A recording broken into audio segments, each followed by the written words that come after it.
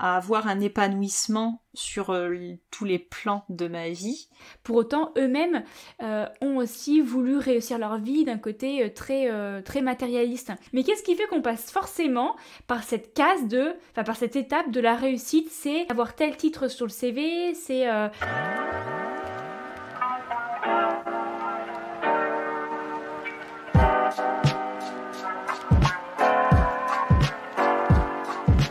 Bonjour ou bonsoir, je te souhaite la bienvenue sur le podcast Éclosion.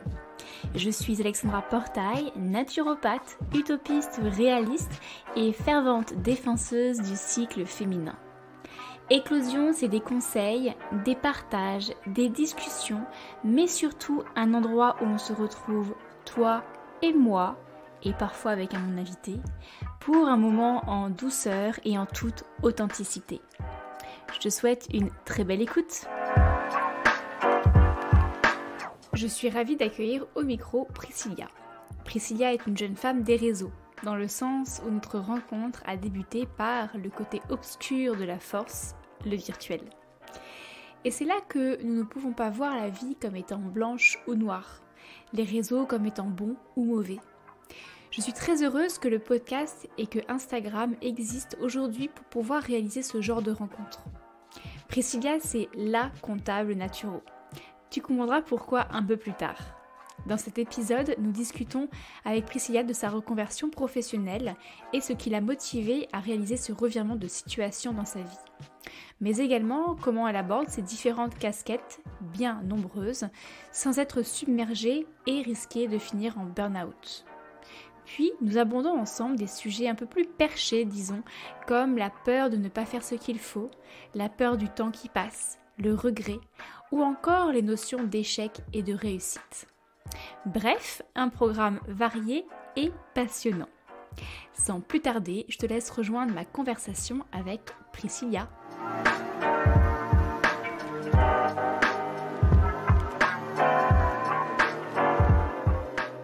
Bonjour Priscilla.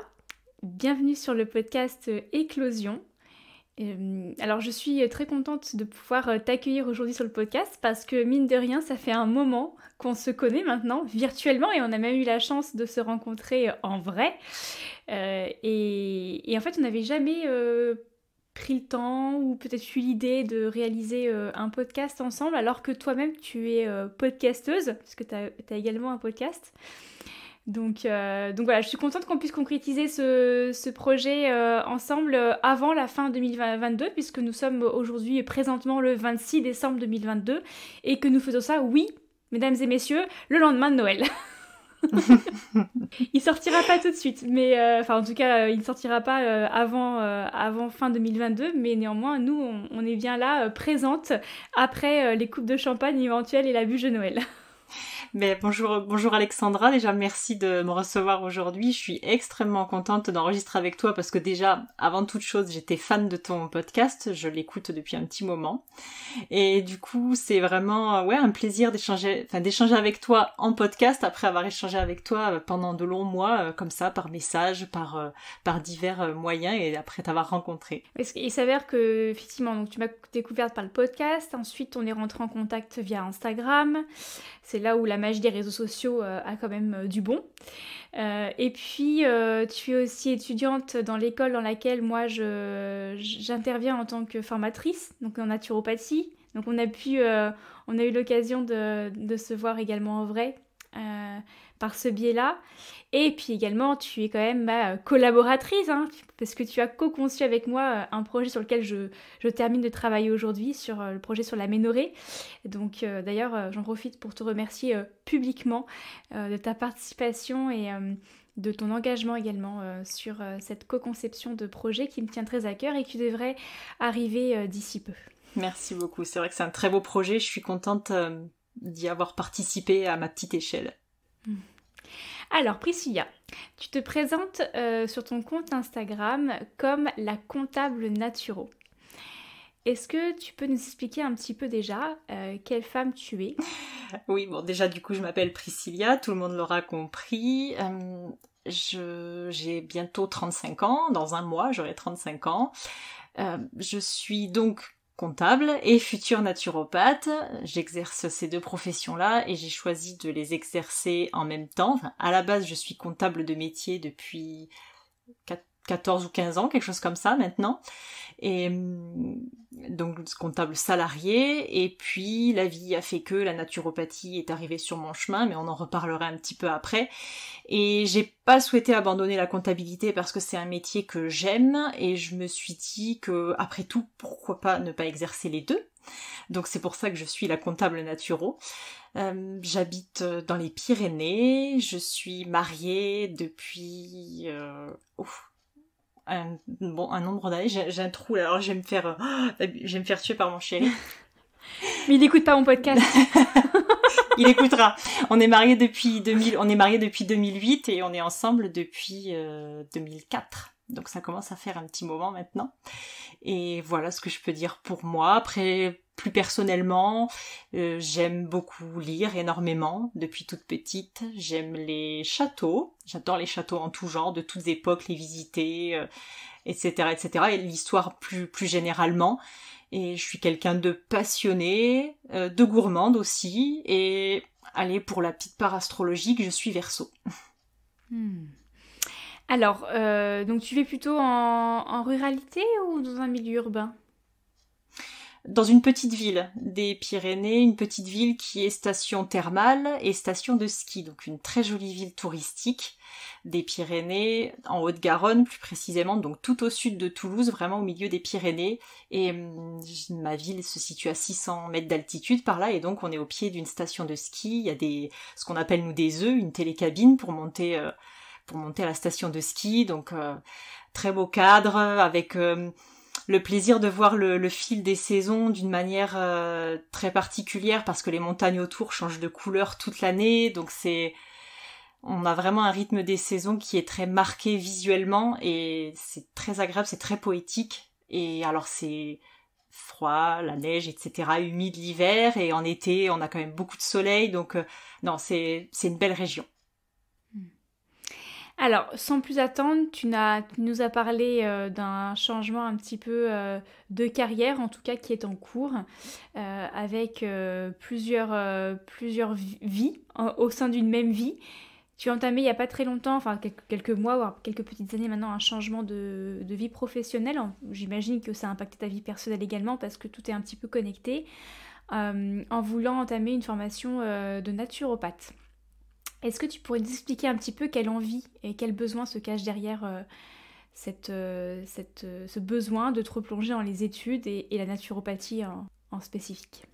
Déjà, comme j'ai dit dans ma présentation, je suis quelqu'un de passionné, de curieuse en général, et j'aime apprendre, j'aime apprendre en général, en fait, beaucoup lire, me renseigner, découvrir des nouveaux sujets, etc. Et du coup, je pense que déjà, le fait de reprendre les études était vraiment un moyen de combler encore plus ce besoin d'apprendre, cette curiosité que j'ai. Et pourquoi la naturopathie ? Parce que la naturopathie est arrivée sur mon parcours de vie, à titre personnel, parce que je souffre d'un syndrome de l'intestin irritable. Il m'a fallu très longtemps pour comprendre ce que j'avais, et c'est la naturopathie qui m'a vraiment aidée à comprendre ce que j'avais et surtout à l'apprivoiser, à savoir vivre avec, et pour vraiment que ça soit plus impactant dans mon quotidien, ce qui n'est plus gênant aujourd'hui. J'ai totalement apprivoisé ce syndrome et j'arrive totalement à avoir un quotidien normal. Et la naturopathie m'a vraiment aidée totalement sur mon parcours de vie, et j'ai eu envie, du coup, par moi-même maintenant, d'aider à nouveau des personnes dans leur cheminement, comme moi j'ai pu être aidée par la naturopathie et par une naturopathe en particulier. C'est vraiment ce besoin-là, et dès le départ, je me suis orientée vraiment sur l'apprentissage de la naturopathie dans un but de vouloir l'exercer après derrière pour aider les autres, en fait. D'accord. Et alors du coup, par rapport à ton trouble, ta maladie, concrètement, comment as-tu fait pour... parce que tu dis qu'aujourd'hui ça va beaucoup mieux. Qu'est-ce que tu as mis en place pour remédier ou en tout cas alléger ton quotidien vis-à-vis de ce trouble-là ? Déjà une alimentation plus adaptée à ce que j'ai, en fait, tout simplement, avoir une alimentation plus diversifiée déjà, et puis avec des aliments qui me correspondent mieux, avec une alimentation plus vivante, et puis qui m'apportent beaucoup plus de choses, hein, tout simplement, et qui correspondent aux spécificités du syndrome de l'intestin irritable. Et au-delà de ça, beaucoup de choses aussi sur la sphère psycho-émotionnelle, puisque l'intestin irritable a quand même une grande part émotionnelle. Je me suis rendu compte qu'effectivement, si ce syndrome était arrivé dans ma vie, c'est que quand même, il y avait pas mal de choses que j'avais dû faire qui avaient un peu déréglé mon corps, et notamment le stress, la gestion des émotions, etc. Donc j'ai beaucoup travaillé là-dessus, ça m'a mis en lumière que je suis quelqu'un d'hypersensible, et donc j'en avais jamais eu conscience jusque-là, et c'est vraiment à ce moment-là que je m'en suis rendu compte. Donc j'ai appris à mieux vivre mes émotions, à les accueillir, à diminuer des sources de stress, etc.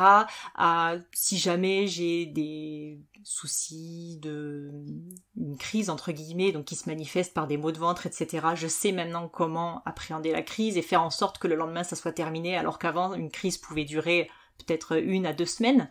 Maintenant je connais les bons gestes. Des gestes d'hygiène de vie simples, hein, bouillotte, automassage, des choses comme ça, des petites choses qu'on peut mettre en place simplement. Mais vraiment, voilà, c'est un travail global, et c'est ça qui est le plus important. Ça a vraiment été tout un travail, voilà, global sur moi-même, en fait. Et cette maladie intestinale que tu as, elle est là depuis tout le temps, ou elle s'est vraiment développée, et surtout elle s'est montrée à un moment particulier dans ta vie? Elle est montée crescendo, en fait. J'ai toujours été quelqu'un de sensible sur le plan digestif.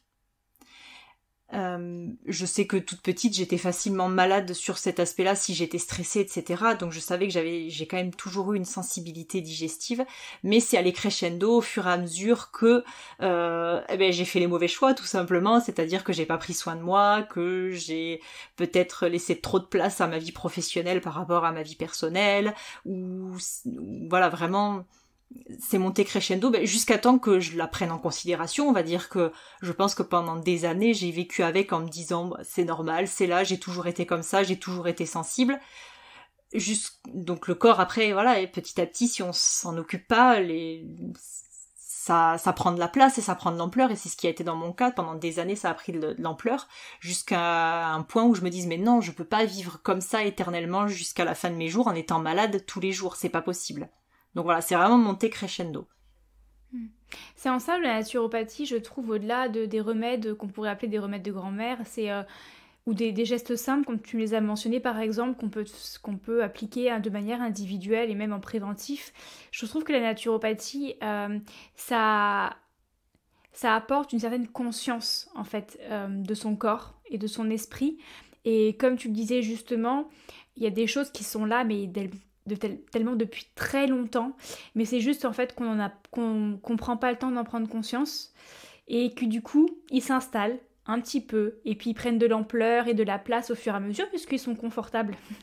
Donc ils prennent de la place, ils s'installent confortablement, et jusqu'au jour où là, nous on peut plus forcément le supporter, et ça devient des troubles particulièrement potentiellement handicapants qui nous amènent à passer à l'action. Mais c'est vrai que ce que tu dis par exemple, je me mets à la place de quelqu'un qui en souffre également.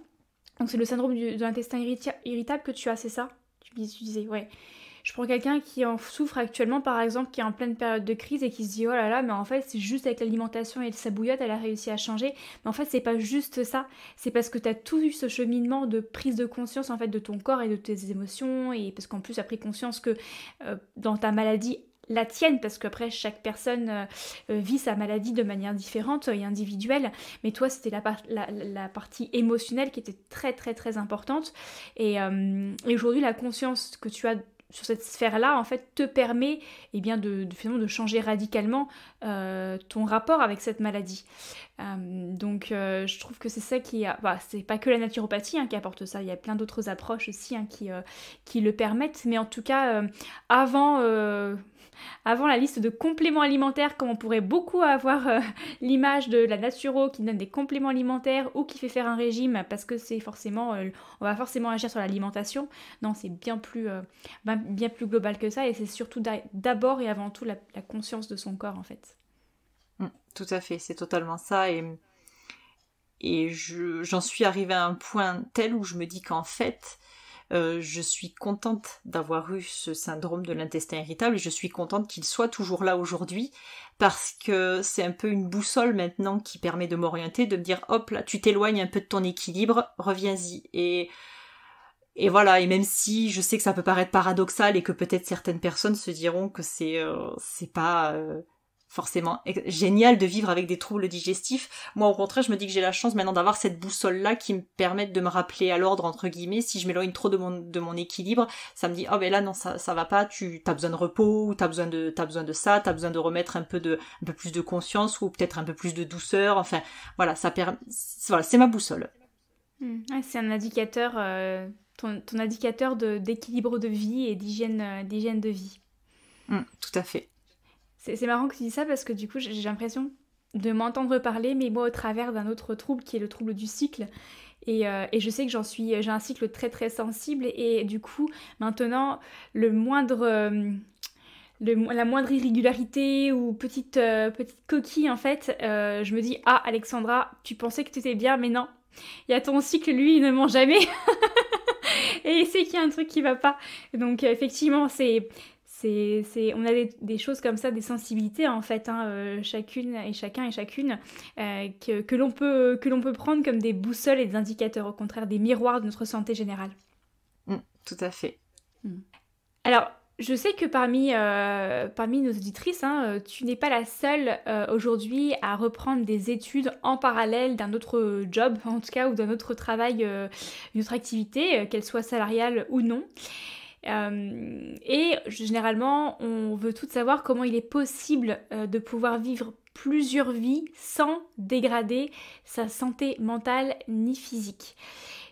Précédemment, alors oui, je pense que l'épisode sera sorti. J'ai enregistré, du coup, j'ai fait une rencontre avec une jeune femme aussi naturopathe, alors fraîchement naturopathe, pour laquelle en fait j'ai suivi aussi au travers des réseaux sociaux sa reconversion professionnelle et elle a eu un vrai moment de down et un gros burn-out en fait parce que c'était pas simple en fait de pouvoir avoir ces différentes vies en parallèle, la vie potentiellement de salarié, la vie de femme, potentiellement la vie d'épouse, et des femmes sont des mamans, puis la formation, puis aussi la vision d'entrepreneur, c'est pas le tout de se former derrière pour une autre activité, si on veut en vivre, il faut aussi avoir cette casquette d'entrepreneuriat.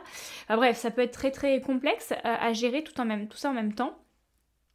Du coup, moi, je me demandais, de ton côté, comment se passe en fait ce chemin de la reconversion professionnelle depuis le début jusqu'à présent. Est-ce que tu aurais une prise de recul et tu pourrais nous raconter un petit peu s'il y a eu des difficultés ou justement, est-ce que tu te retrouves dans ce que j'ai dit sur le côté un peu dépassement parfois et si oui, comment tu fais pour y remédier un peu?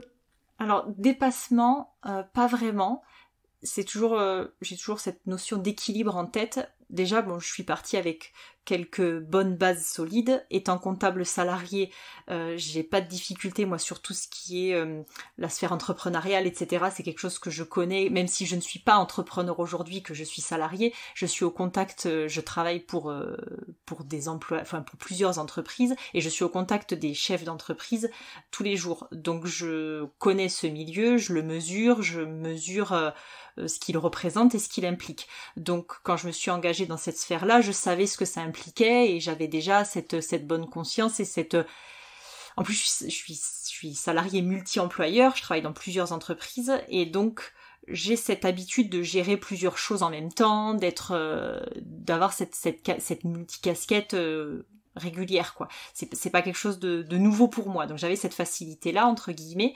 J'avais aussi comme bonne base mon conjoint qui me soutient énormément, qui a toujours été très très présent pour moi, à me soutenir, à me porter vraiment et à vraiment m'aider sur ce chemin de la reconversion. Donc ça m'a aidé aussi.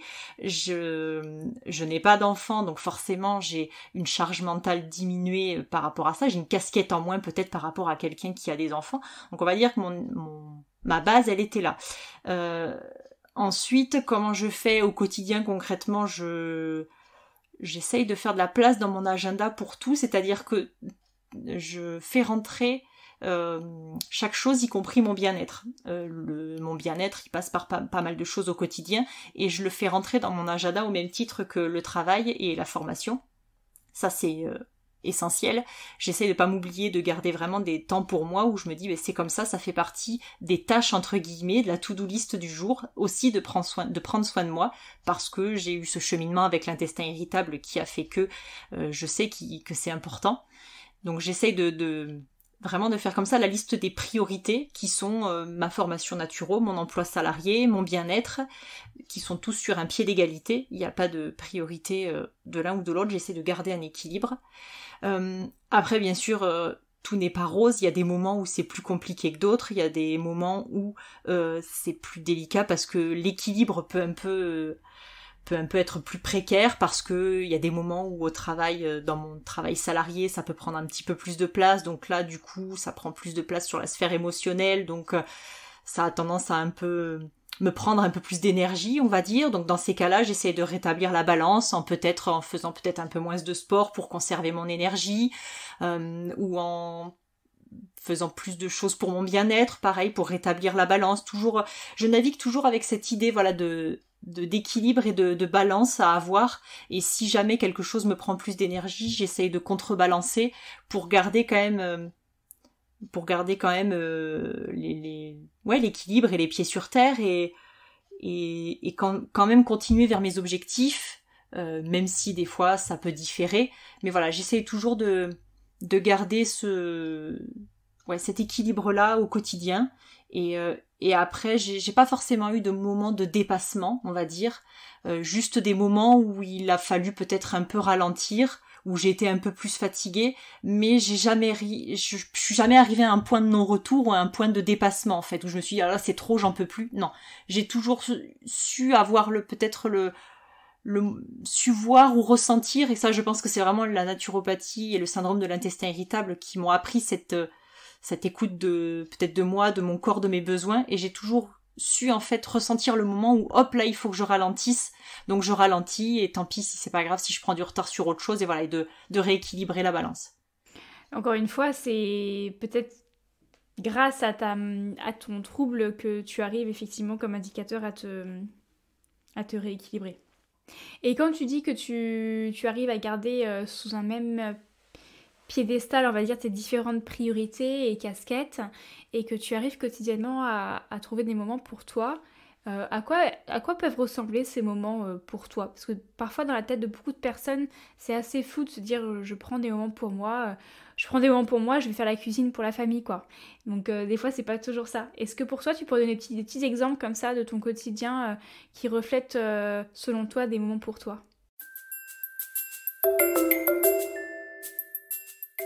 Petit intermède musical pour te rappeler qu'il t'est possible de soutenir ce podcast et de le faire rayonner autour de toi en le dorant d'une note 5 étoiles sur Apple Podcast ou Spotify et en y associant ton commentaire.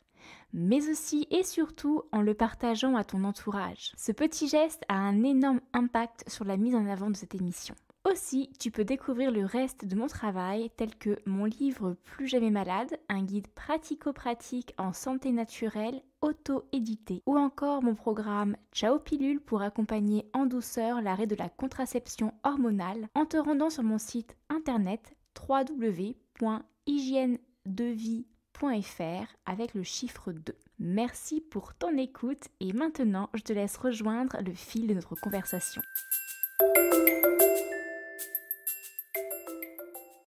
Alors des moments pour moi, c'est des choses toutes simples, mais c'est quelques minutes le matin au réveil pour, par exemple, me masser le ventre, parce que je sais que c'est quelque chose qui me fait du bien après pour la digestion, etc. Donc ça prend 1 minute 30, montre en main, je me masse le ventre. Ça peut être faire une micro-sieste de 10 minutes, un quart d'heure le midi. Après avoir déjeuné, je prends toujours le temps de faire 10 minutes de sieste avant de repartir au bureau. Ça peut être lire beaucoup le soir, je suis quelqu'un qui lit beaucoup, donc c'est la lecture le soir. C'est parce que pour moi ça fait partie du bien-être aussi, c'est faire une activité sportive, donc ou yoga ou crossfit en rentrant du bureau pour un peu justement décharger l'émotionnel et puis être focus sur l'instant présent à ce moment-là et sur autre chose, en fait faire fonctionner mon corps plutôt que mon mental aussi. Et voilà, ça passe par des petites choses vraiment simples, des petites choses comme ça que je mets par-ci par-là et au fur et à mesure de la journée. Tu parsèmes, t'attends pas d'être au point de non-retour pour prendre du temps. C'est ça C'est ça. La différence, je pense, avec beaucoup de personnes, c'est tu parsèmes. Je parsème et j'en fais une priorité en fait. J'aimerais maintenant qu'on passe à un autre petit chapitre de notre échange. J'ai récemment demandé en fait sur mon compte Instagram quelles étaient les plus grandes peurs des personnes qui étaient abonnées à mon compte. Et toi, tu m'as répondu que tu avais... Donc c'était la peur d'avoir fait ou pas fait ce qu'il fallait. Alors forcément, la réponse a été donnée comme ça. Moi, je n'ai pas eu de contexte. Mais je suis assez ravie de pouvoir échanger avec toi sur ce point-là. Parce que je pense que c'est une peur qui est assez commune, mais j'aimerais savoir, toi, ce que tu avais derrière la tête en disant ça. Surtout que tu parles un peu du passé, c'est d'avoir fait ou ne pas fait ce qu'il fallait. Est-ce que c'est une peur qui t'habite depuis longtemps ? C'est en lien avec ton âge ? Est-ce que tu peux nous dire un petit peu plus le contexte, en fait, de cette réponse ? Alors en fait, ma plus grande peur, qui est à la fois aussi mon plus grand moteur, c'est le regret. C'est regretter donc d'avoir fait ou de ne pas avoir fait quelque chose. Parce que pour moi, la vie, elle se présente comme une multitude de chemins et de choix au quotidien, plus ou moins grands ou plus ou moins importants, mais c'est quand même une multitude et une succession de multitudes de choix et de chemins, et donc pour moi faire un choix c'est quelque part renoncer à d'autres choix, et c'est pas négatif quand je dis ça, il n'y a pas de connotation péjorative quand je dis ça, mais c'est un fait. Quand on choisit quelque chose, forcément on renonce à quelque chose d'autre en parallèle, et donc il y a toujours cette petite peur en moi qui, je pense, a toujours été là. J'ai pas souvenir, je saurais pas la dater, mais je pense que ça a toujours été là chez moi. Peur, voilà, de regretter de pas avoir pris entre guillemets le chemin qui me soit le plus profitable. Voilà, ça serait ça. C'est pas forcément le bon choix, mais le chemin qui me soit le plus profitable, le plus agréable et le plus confortable en fait. Alors des fois c'est pas toujours confortable, mais ça peut être inconfortable puis profitable après derrière. Voilà, on peut mixer les deux. Mais il y a vraiment cette notion là. Alors après je réfléchis beaucoup, donc c'est certainement lié à ça. Est-ce que tu as mis le doigt sur ce qui nourrit cette peur ? Alors, tu nous as parlé du regret, mais est-ce que par exemple, tu as Alors, soit tu décides de le partager ou pas, hein, ce n'est pas, bien sûr, pas obligatoire, mais est-ce qu'il y a des choses dans ta vie qui te font dire que tu as fait un jour les mauvais choix, ou pas ce qu'il fallait en tout cas ? Est-ce que c'est explicable, ou c'est vraiment aujourd'hui une peur que tu as et tu sais pas d'où elle vient, c'est juste, il n'y a pas d'exemple qui pourrait l'expliquer ? Alors, je me suis posé la question justement d'où venait cette peur, parce que elle a toujours été là et pendant très longtemps, je me suis pas forcément posé la question. Alors après, je précise quand même que c'est une peur qui ne me paralyse pas, c'est-à-dire que c'est pas une peur qui m'handicape et qui devient angoissante ou autre. Comme je disais tout à l'heure, c'est aussi mon plus grand moteur, c'est-à-dire comme j'ai peur de regretter, ça me pousse à passer à l'action souvent. J'ai peur de regretter, par exemple, là typiquement ma reconversion professionnelle. Je savais que si je ne le faisais pas, peut-être dans 10 ou 15 ans, j'allais me dire mais pourquoi tu l'as pas fait, quoi. Donc je savais que j'allais regretter de ne pas l'avoir fait. Et peu importe où va me mener ce chemin, je l'aurais tenté et je sais que le regret de ne pas l'avoir tenté aurait été trop grand en fait. C'est ça ma réflexion. Si j'avais pas tenté cette aventure de reconversion professionnelle, j'aurais vraiment regretté. Donc je m'y suis lancée. Donc c'est vraiment voilà une peur, mais qui reste saine dans le sens où elle me pousse quand même à me mettre en action, elle me paralyse pas. Et ce qui la nourrit, j'y ai réfléchi, je pense que c'est alors après, tout est relatif, tout est à savoir si c'est trop ou pas assez, mais j'ai un grand sens du perfectionnisme et je pense que c'est ça qui nourrit cette peur-là. Ça fait un peu comme la peur du temps. Il y a beaucoup de personnes, je m'y inclus dedans, hein, de la peur du temps qui passe. Et à la fois, ça peut être parfois handicapant, mais comme aussi étant très moteur. Parce qu'avoir peur du temps, c'est de se dire, le temps passe vite, il faut que j'accomplisse des choses. Donc ça mène à l'action. Ça évite des fois de trop cogiter et de vraiment être dans le concret, de passer à l'action, de vivre des expériences et de se dire, au moins je les vis et on verra après.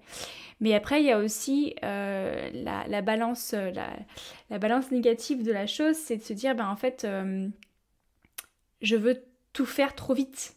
Parce que le temps passe vite, donc il faut tout faire et très vite. Donc en fait, on est beaucoup moins dans l'instant présent, on est beaucoup moins dans le plaisir de la réalisation de l'action, mais plus dans le fait qu'elle soit faite, donc là, le résultat final, et aussi dans la notion de multitude des choses, et donc toujours en faire davantage, toujours en faire plus, et ne jamais être satisfait de ce que l'on a.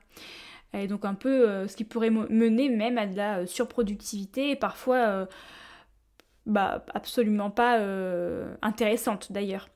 Donc je pense qu'aussi dans la peur du manque de temps, du temps qui passe, il y a aussi cette notion, comme tu le disais, à la fois ça peut être handicapant comme ça peut être moteur. Et je pense que d'ailleurs beaucoup des peurs en fait fonctionnent de la même manière.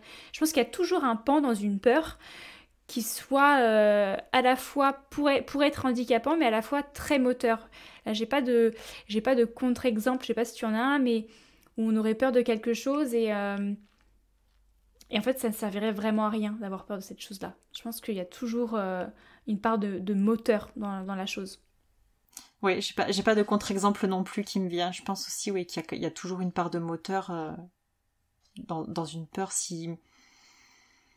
Après, on peut aussi ne pas avoir envie de lutter contre aussi. On peut des fois se laisser submerger. Absolument. Alors, tu as parlé de choix, c'est vrai qu'on passe, on passe notre vie à réaliser des choix ou peut-être même des non-choix. Te concernant, comment tu réalises tes choix dans la vie, d'ailleurs des plus petits choix ou peut-être aux plus gros choix, comme par exemple tu parlais de ta reconversion professionnelle. Est-ce que pour savoir si ça va être quelque chose dont tu vas regretter ou pas, est-ce que tu as comme une sorte de process pour toi pour réaliser des choix? Est-ce qu'il y a toujours des questions un peu rituels qui te reviennent et qui te permettent de faire un choix ou au contraire de faire le choix de ne pas aller vers ce projet-là? Alors, j'ai pas de questions rituelles. Après, c'est vrai que je suis comptable, donc forcément, les process, l'organisation, c'est mon truc. Je suis pas comptable pour rien, je me suis pas orientée vers ce métier par hasard et je l'aime en tant que tel. C'est juste la manière de l'exercer en salariat qui ne me plaît plus et que je veux l'exercer maintenant en tant qu'entrepreneur, mais donc je suis quelqu'un de très structuré, très organisé, et donc dans mes choix c'est un peu la même chose. Je pèse le pour et le contre, je cherche les arguments, et puis pour tout ça va être pour ma reconversion pro comme pour un achat, je sais pas moi, d'un appareil quelconque, je vais faire des recherches. Il y a toujours tout un process en amont qui me procure du plaisir aussi, c'est-à-dire la préparation de quelque chose, d'un voyage, d'un achat ou autre, d'un choix. Tout le processus en amont de réflexion me plaît. Donc j'y mets aussi du plaisir là-dedans.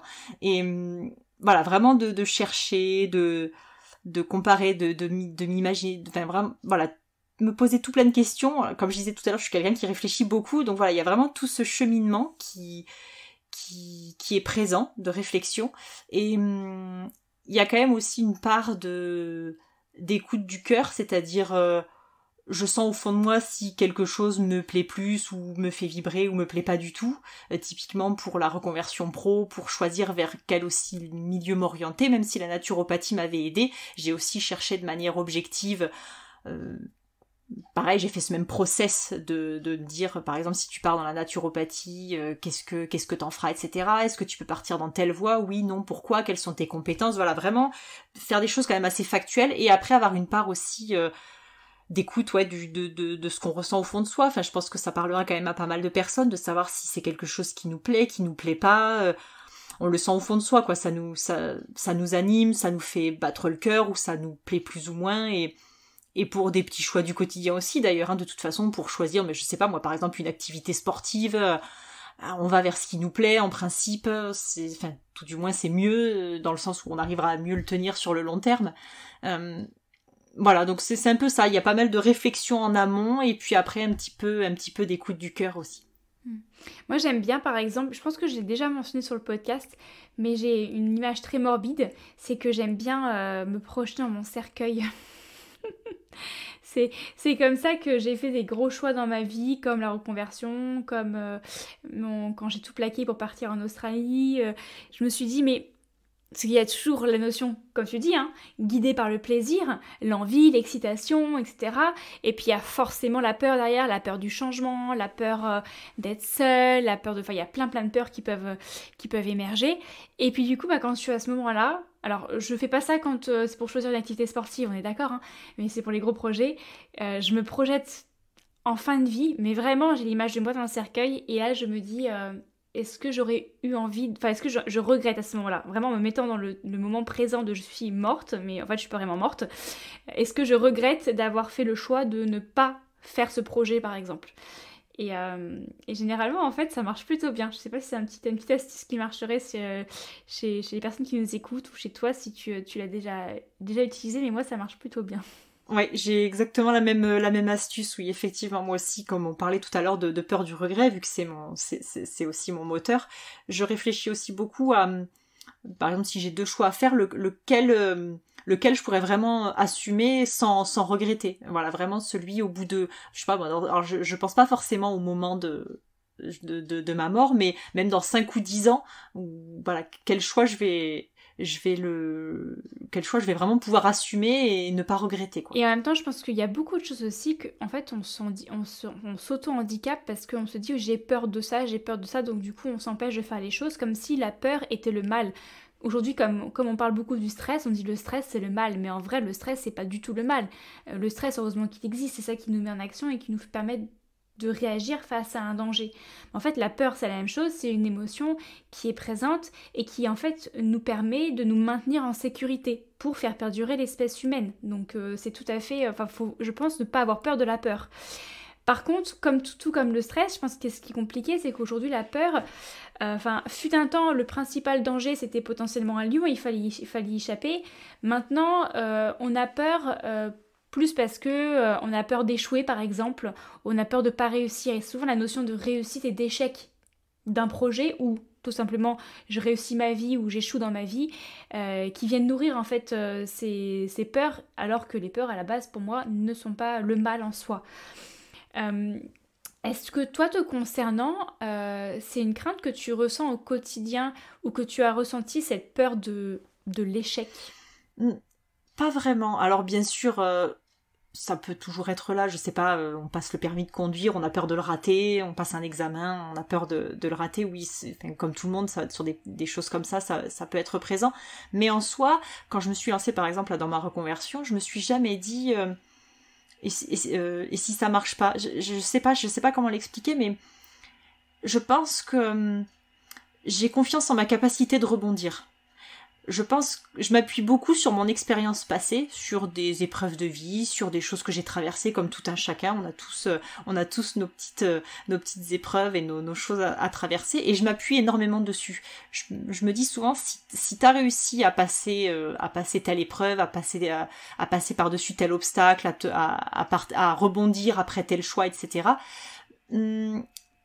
Du coup, je me dis, si t'as déjà réussi à le faire par le passé, même si au final tu n'atteins pas ton objectif et que tu échoues, entre guillemets, et pour moi, je sais pas échouer, mais même si, admettons, pour moi, échouer, ça serait l'équivalent de ne pas atteindre ses objectifs, admettons, je sais que j'ai quand même confiance en ma capacité à rebondir. Je sais que je l'ai fait et je sais que je pourrais le refaire. Donc, et aussi, quelque chose qui m'aide beaucoup, c'est de mettre vraiment tous mes moyens dans ce que j'entreprends. Et je me dis que si j'ai fait mon maximum, je pouvais pas aller au-delà. Et si ça fonctionne pas, c'est que ça venait pas de moi, quoi. La question qui vient maintenant, c'est... parce qu'on parle d'échec, donc le contraire d'échouer, c'est de réussir. J'ai une question un peu philosophique que j'aime bien poser de plus en plus à mon entourage et que je me pose à moi-même. Ça veut dire quoi pour toi réussir? Réussir un projet ou plus globalement réussir ta vie? Je dirais que réussir ma vie, ça serait... toujours pareil, j'en reviens à cette notion d'équilibre. Donc vraiment à avoir un épanouissement sur tous les plans de ma vie.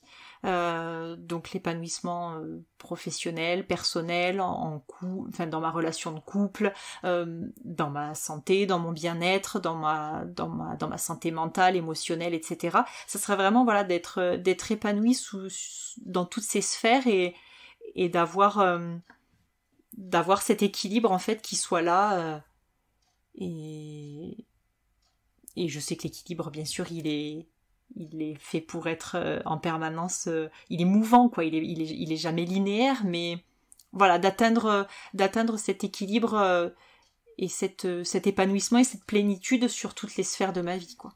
Et est-ce que ta définition de la réussite, elle a évolué tout au long de ta vie, de ton enfance à maintenant, ou elle a toujours été celle-ci?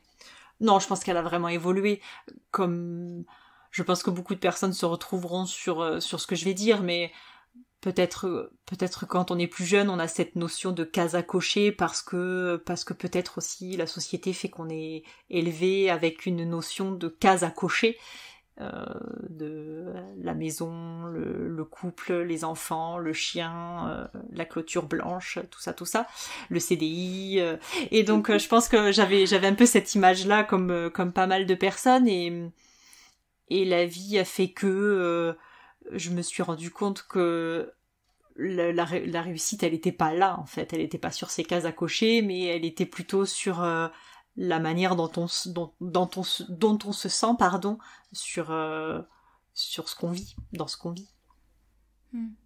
C'est fou parce que j'ai l'impression que beaucoup de personnes, alors en tout cas de notre génération, répondent la même chose sur la notion de réussite, qu'elle est bien autre que matérielle. Et pour autant, j'ai l'impression qu'on a aussi tous passé par cette notion de réussite, comme tu l'appelles, de case à cocher, et un peu plus carriériste aussi, hein, la réussite plutôt financière, etc. Et je me demande en fait ce qui a fait que ce que je veux dire, c'est que j'ai l'impression qu'on passe tous un peu par les mêmes évolutions de la notion de réussite. Quelle que soit la génération, j'ai l'impression qu'aussi, enfin en tout cas mes grands-parents, aujourd'hui, quand tu leur poses la question, la réussite c'est ça, ma petite fille, réussir sa vie, c'est être épanouie, c'est être serein, c'est tout ça, et c'est en aucun cas le côté financier. Pour autant, eux-mêmes ont aussi voulu réussir leur vie d'un côté très matérialiste. Qu'est-ce qui fait en fait que en fait on passe toujours, je te pose cette question-là, je sais pas si tu as la réponse, hein. Mais qu'est-ce qui fait qu'on passe forcément par cette par cette étape de la réussite, c'est avoir tel titre sur le CV, c'est avoir tel salaire à la fin du mois, et c'est avoir telle reconnaissance sociale. Alors, je mets cette affirmation un petit peu entre parenthèses parce que j'ai l'impression tout de même que parmi la nouvelle génération, en tout cas cette prise de conscience de la réussite, en tout cas cette évolution de la notion de réussite arrive bien plus tôt, qu'aujourd'hui les jeunes qui arrivent, qui sont fraîchement diplômés, si ce n'est s'ils acceptent d'être diplômés, parce que maintenant le diplôme finalement est beaucoup remis en question, mais sont déjà sur la notion d'épanouissement. Donc je sais pas encore si mon discours est valable pour la nouvelle génération, mais en tout cas ça l'était pour nos grands-parents, pour nos parents et pour nous. Je sais pas pourquoi en fait on est passé par cette notion de réussite sociale où ça passe par la reconnaissance, peut-être parce que c'est à cause aussi de l'après-guerre avec les études qui sont arrivées et du coup une reconnaissance par les études. Mais en tout cas c'est quelque chose que je retrouve chez beaucoup de personnes, cette notion d'évolution dans la vision de la réussite. Peut-être aussi que c'est le propre de l'être humain, tout simplement. Et peut-être aussi que il y a aussi peut-être une notion que on se cherche soi-même en tant qu'être humain. Et donc, on s'appuie sur ces cases à cocher parce que c'est peut-être plus facile de s'appuyer pendant un temps sur ces cases à cocher pour se définir. Peut-être pour rassurer autour de nous et se ranger soi-même dans des cases et se définir. Et le jour où finalement on trouve ce qu'on aime, ce qu'on est, ces cases, on se rend compte que c'était des béquilles et qu'on en a plus besoin et qu'elles sont peut-être plus si importantes. Je suis assez d'accord avec ce que tu dis. Mais je n'arrive pas à me dire que, enfin, à m'enlever de l'esprit que ces années où on veut rentrer dans des cases pour nous rassurer ou pour rassurer l'entourage, par exemple, ou pour se faire penser qu'on appartient à un groupe, à une union, quoi, qu'on est unis par des valeurs ou des titres. c'est un peu une perte de temps parce que tu dis c'est pour aider à se trouver et à s'identifier, mais j'ai l'impression que parfois le fait de se mettre dans des cases, c'est s'empêcher de vraiment se voir tel que l'on est. Oui, je vois ce que tu veux dire. Après, moi, si je pouvais l'illustrer avec ma propre expérience, je sais qu'avec le recul, j'ai eu besoin de passer par ces cases-là pour me rendre compte que ça ne me correspondait pas et que j'y étais pas bien dedans. Oui, c'est comment voir le verre à moitié vide et à moitié plein. Moi, je pense que c'est la peur. Moi, c'est ma peur du temps qui passe qui parle.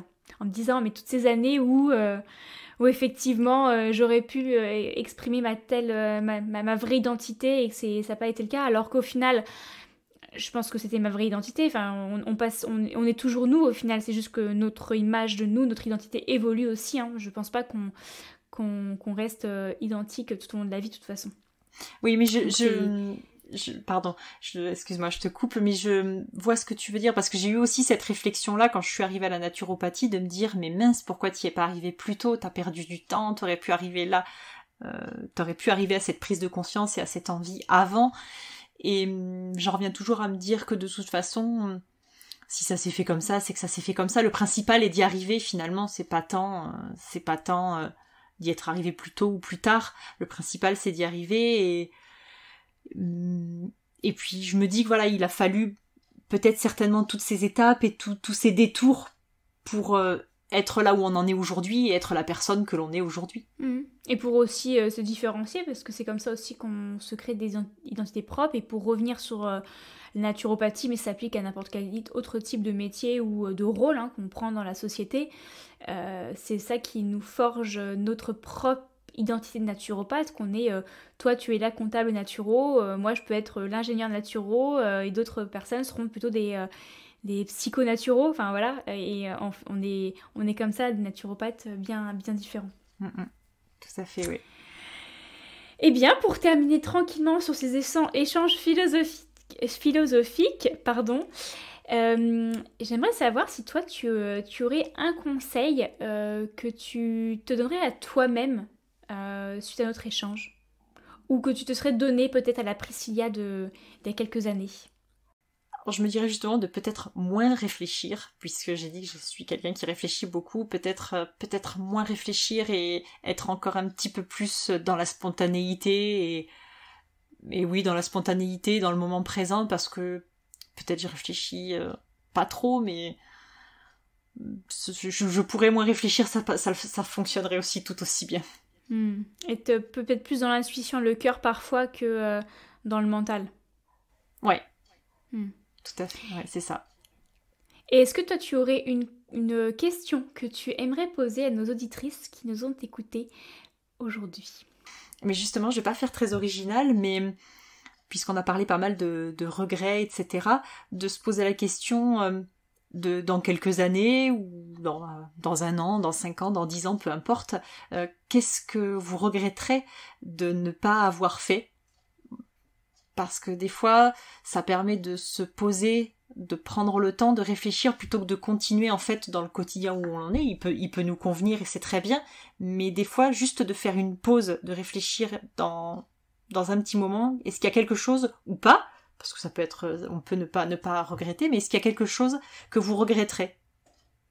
Et du coup, peut-être prendre le temps de réfléchir à ça pour après derrière mettre des choses en place et pas forcément des grandes révolutions de reconversion professionnelle, mais des fois ça permet juste de prendre le temps de se poser pour ajuster ce qui pourrait mieux convenir.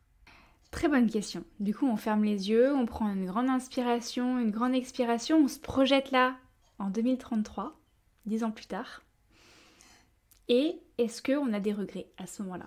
Avons-nous un regret? Et si oui, lequel? Peut-être que la réponse est non. Et tant mieux, peut-être que la réponse est oui. Dans ce cas, qu'est-ce qu'on peut changer en 2023 ou faire évoluer sur les prochaines années pour ne pas avoir ce regret-là en 2033? Est-ce que tu as des ressources coup de cœur que tu aimerais recommander, me recommander et recommander à nos auditrices? Qu'elles soient des lectures, des podcasts, n'importe quoi, des vidéos. Alors, un compte Instagram que j'aime beaucoup, puisqu'on est beaucoup axé bien-être aujourd'hui et un peu philosophique. J'aime beaucoup le compte, c'est une fille qui s'appelle Léa, elle est coach elle se dit coach bien-être, et son compte Instagram c'est Gratitude et Bonheur, et j'aime beaucoup parce que il est très frais, voilà, c'est vraiment axé bien-être avec beaucoup de bienveillance, avec beaucoup de bonne humeur, une petite touche d'humour, et je sais que j'aime beaucoup lire ses posts. Elle fait aussi des newsletters excellentes, voilà, que je lis toujours, que j'attends toujours avec beaucoup de plaisir. Et elle a aussi un podcast qui s'appelle Épanouissez-moi. Et vraiment, voilà, elle a cette petite dose de bonne humeur et de bienveillance qui me touche beaucoup, et j'aime beaucoup sa manière de partager les choses sans chichi et sans trop sans trop se prendre la tête, et ça montre que justement que le bien-être et prendre soin de sa santé mentale, ça peut passer par des choses toutes simples et pas forcément par des choses bien complexes ou bien techniques. Donc j'aime beaucoup, et si elle passe par là, je lui fais un petit coucou. Ensuite, après ressources, bon évidemment ton podcast, tes podcasts, parce que c'est toujours très inspirant, j'aime beaucoup écouter tout ce que tu partages, les réflexions, les petites graines que tu sèmes dans les esprits des uns et des autres, donc ça j'apprécie. Et après, pour partir sur quelque chose de totalement différent, comme je suis une grande lectrice, je recommande les romans de l'écrivaine qui s'appelle Kate Morton. J'aime beaucoup Morton, M-O-R-T-O-N. Elle écrit des romans très sympas, très un peu axés histoire, justement, parce qu'il y a toujours une action dans le présent et une action dans le passé. Et c'est toujours souvent avec une femme au cœur de l'histoire. Et bon, voilà, forcément, j'aime bien quand c'est une héroïne. Et voilà, donc c'est des jolis romans qui permettent de s'évader avec des belles descriptions de beaux paysages. Des fois, ça se passe dans un manoir au cœur de l'Angleterre. Enfin voilà, il y a toujours un petit moment d'évasion, et voilà. Donc, je vous recommande ces romans-là si vous voulez un petit peu voyager avec l'esprit. Et bien entendu, il y a ton podcast qui se nomme Nos Contributions. Merci. Que je mettrai également en ressources en lien en description de l'épisode, et ainsi que ton compte Instagram, si tu acceptes que des personnes te contactent, s'ils ont apprécié cet épisode et qu'ils auraient d'autres questions ou peut-être des sujets qu'ils aimeraient en tout cas partager avec toi. Oui, avec grand plaisir. Mon compte Instagram, donc priscilla.devaux, ou la comptable naturo. Il n'y a pas de souci, moi j'adore échanger, c'est la raison principale de ma présence sur Instagram, c'est d'échanger avec les personnes. Et après, donc oui, effectivement, j'ai mon podcast, Nos Contributions Podcast, qu'on peut retrouver sur Instagram, après sur toutes les plateformes d'écoute habituelles, sur YouTube. Donc voilà, moi pas de souci, venez à moi. Moi, j'adore échanger avec tout le monde au quotidien. Je suis très active et très réactive à ce niveau-là. Merci beaucoup Priscilla pour ce joli échange. C'était vraiment un grand plaisir de réaliser cet épisode avec toi. Et puis je continue à suivre ton évolution, parce qu'on reste en contact, et surtout je te souhaite une très belle année 2023, de beaux projets à venir. À bientôt. Merci beaucoup Alexandra, c'était un plaisir d'échanger avec toi, et j'ai été ravie et honorée de passer de l'autre côté du micro à tes côtés. Merci beaucoup. Avec plaisir.